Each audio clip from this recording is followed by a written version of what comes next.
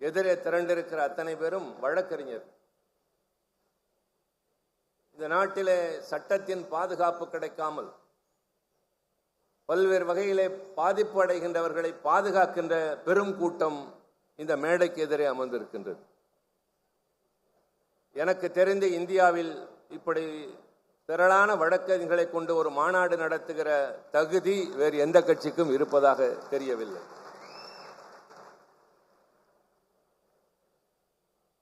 இன்றைக்கு சென்னை மாநகரத்தில் எங்கு பார்த்தாலும் நம்முடைய வழக்கறிஞர் தோழர்கள் தான்.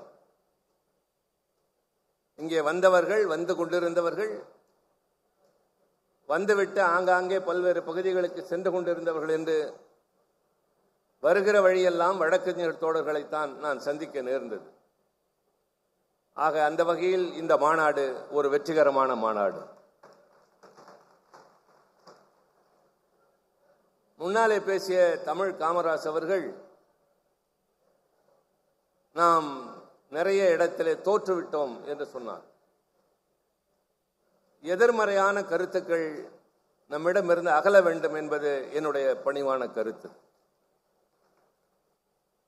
இருந்த நிலையிலிருந்து இன்றைக்கு நாம் இருக்கின்ற நிலைக்கு காரணம் பல்வேறு இடங்களிலே நாம் வெற்றி பெற்றிருக்கிறோம் என்பதைத்தான் வலியுறுத்த வேண்டும்.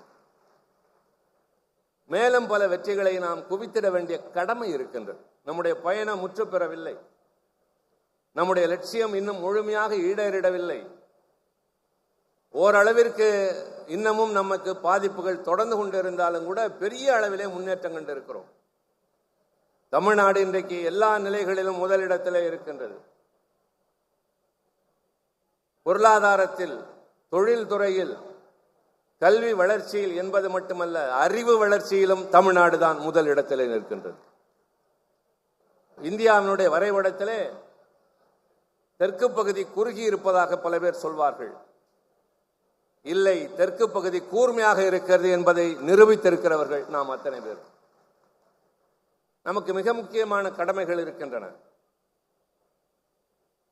அரசியல் சட்டத்தின் பல்வேறு கூறுகளை பற்றி பேசுவதற்கு முன்னால் we the people of India, அதுதான் தலைப்பு தந்திருக்கிறார்கள். இதை மனதிலே வைத்துக் கொள்ளுங்கள். மாநில சுயாட்சி தீர்மானத்தை 1974 தலைவர் கலைஞர் அவர்கள் முதலமைச்சராக இருந்து சட்டமன்றத்தில் நிறைவேற்றுகின்றார்.